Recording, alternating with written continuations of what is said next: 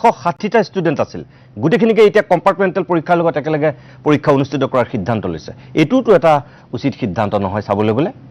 সদৌ অসম ছাত্ৰ সন্থাৰ আপুনি এতিয়া যিহেতু সভাপতিৰ দায়িত্বত আছে ছাত্ৰ ছাত্ৰীৰ ভৱিষ্যতৰ লগত জড়িত হোৱা বিষয় কাৰণে আপোনাৰ এটা প্ৰথম প্ৰতিক্ৰিয়া কি হ'ব চাওক ঘটনাটো আজি যেতিয়া সেবাই জাননী জাৰি কৰিলে যে সেই গানিগ্ৰাম বুলি যেটো সেন্টাৰ আছে সেই সেন্টাৰটোৰ ছাত্ৰ ছাত্ৰীখিনিয়ে পুনৰ পৰীক্ষা দিব লাগিব কম্পাৰ্টমেণ্টেল হিচাপে আমি লগে লগে সেবাৰ কাৰ্যালয়লৈ গলো সদৌ অসম ছাত্ৰ সন্থাৰ এটা দল সেবাৰ কাৰ্যালয়লৈ গৈ সেবাৰ অধ্যক্ষ ৰমেশ চন্দ্ৰ জৈনক আমি সাক্ষাৎ কৰো আৰু তেখেতক আমাৰ স্পষ্ট বিৰোধিতা এই কথাটোক লৈ পেলাই প্ৰকাশ কৰিছো পৰীক্ষা পতাত কৰবাত খেলিমেলি হৈছে কাৰণে তেওঁলোকে পৰীক্ষা আকৌ অনুষ্ঠিত কৰিবলগীয়া পৰ্যায় এটালৈ গৈছে শিক্ষামন্ত্ৰী গৰাকীয়ে যিমানেই নকক যে পৰীক্ষা সুকলমে অনুষ্ঠিত হৈছে সুকলমে অনুষ্ঠিত হোৱা হয় এনেকুৱা সিদ্ধান্ত ল'বলগীয়া নহলহেঁতেন এতিয়া মূল কথাটো হৈছে যে সেই চেণ্টাৰটোত 9খন স্কুলৰ ছাত্ৰ ছাত্ৰীয়ে পৰীক্ষা দিছিলে 760 গৰাকী ছাত্ৰ ছাত্ৰীয়ে পৰীক্ষা দিছিলে সেই গোটেই 760 গৰাকী ছাত্ৰ ছাত্ৰীয়ে নকল কৰিছিল নেকি নাই কৰা দুই একে নকল কৰিছে আৰু যদি ধৰি লও যে 50 জন 60 জনেও নকল কৰিছে তাৰ পিছতো 700 ছাত্ৰ ছাত্ৰী আছে যিসকল ছাত্ৰ ছাত্ৰীয়ে দিবানিশি পৰিশ্ৰম কৰি জীৱনৰ আটাইতকৈ গুৰুত্বপূৰ্ণ পৰীক্ষাবোৰৰ ভিতৰত এটা মেট্ৰিক পৰীক্ষাত তেওঁলোক অৱতীৰ্ণ হ'বলৈ আহিছিলে সেই ছাত্ৰ ছাত্ৰীসকলে কিহৰ কাৰণে হাৰাশাস্তিৰ সন্মুখীন হ'ব লাগিব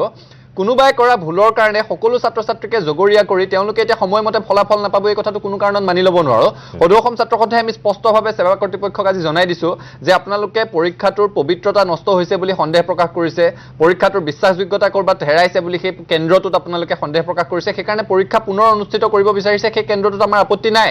কিন্তু পৰীক্ষাটো আপোনালোকে কম্পাৰ্টমেণ্টেলৰ লগত কিয় অনুষ্ঠিত কৰিব বিচাৰিছে কাৰণ এতিয়া মাৰ্চত পৰীক্ষা শেষ হ'ব মে'ত ৰিজাল্ট দিব জুলাইত কম্পাৰ্টমেণ্টেল পৰীক্ষা হ'ব সেই তাত থকা মেধাবী ছাত্ৰ ছাত্ৰী কোনোবা যদি ষ্টেণ্ড কৰিবলগীয়া আছিলে তেওঁটো ৰিজাল্টটো মেট্ৰিকৰ ৰিজাল্টৰ সৈতে একে সময়তে নাপাব আৰু যিসকল ছাত্ৰ ছাত্ৰীয়ে সঁচাকৈ গোটেই বছৰটো পৰিশ্ৰম কৰিছিল পৰীক্ষাৰ পবিত্ৰতা অটুট ৰাখি পেলাই পৰীক্ষাগৃহত বহিবলৈ গৈছিলে সেই ছাত্ৰ ছাত্ৰীসকলেতো পৰীক্ষাৰ সময়মতে ফলাফল নাপাব গতিকে তেওঁলোকক বাৰে বাৰে শাস্তি দিব নোৱাৰি ভুল কৰিছে কোনোবাই ভুল কৰাৰ কাৰণে গোটেই কেন্দ্ৰটোৰ ল'ৰা ছোৱালীয়ে পুনৰ পৰীক্ষা দিব লাগিব প্ৰথম শাস্তি তেওঁলোকে সময়মতে পৰীক্ষাৰ ফলাফল নাপাব দ্বিতীয় শাস্তি তেওঁলোকে কম্পাৰ্টমেণ্টেলত ফেইল কৰা ছাত্ৰ ছাত্ৰীসকলৰ লগত পৰীক্ষা দিবলৈ যাব লাগিব তৃতীয় শাস্তি নকৰা ভুল এটাৰ কাৰণে তিনিবাৰ শাস্তি দিব নোৱাৰি কোনো ছাত্ৰ ছাত্ৰীক গতিকে যিসকলে ভুল কৰিছে তেওঁলোকক দোষীক যদি শাস্তি দিব পাৰে আপোনালোকে শাস্তি দিয়ক চৰকাৰলৈও আমাৰ স্পষ্ট আহ্বান যে নিৰাপত্তাৰ দায়িত্বত কোন আছিল গোটেই বিষয়টো পুংখানুপুংখভাৱে পৰীক্ষা কৰি দোষীক উপযুক্ত শাস্তি দিয়ক ভাল তদন্ত হওক কিন্তু যিসকল ছাত্ৰ ছাত্ৰীয়ে সঁচা অৰ্থত মানে অসৎ উপায় অৱলম্বন নকৰাকৈ পৰীক্ষাৰ পবিত্ৰতা ৰক্ষা কৰি পৰীক্ষাত অৱতীৰ্ণ হৈছিলে তেওঁলোকে কোনো কাৰণত জিয়াটো ভুগিব নোৱাৰিব আপোনালোকে এতিয়া পৰীক্ষা পাতিব বিচাৰিছে আজি সেবালৈ আমি পত্ৰও প্ৰেৰণ কৰিছো দাবী পত্ৰ যে সুকীয়াকৈ এটা পৰীক্ষা পাতক কিন্তু যিদিনাখন মেট্ৰিকৰ ফলাফল ঘোষণা হ'ব একে সময়তে সেইসকল ছাত্ৰ ছাত্ৰীৰ ফলাফল পাব লাগিব আমাৰ স্পষ্ট দাবী নিশ্চয় নিশ্চয়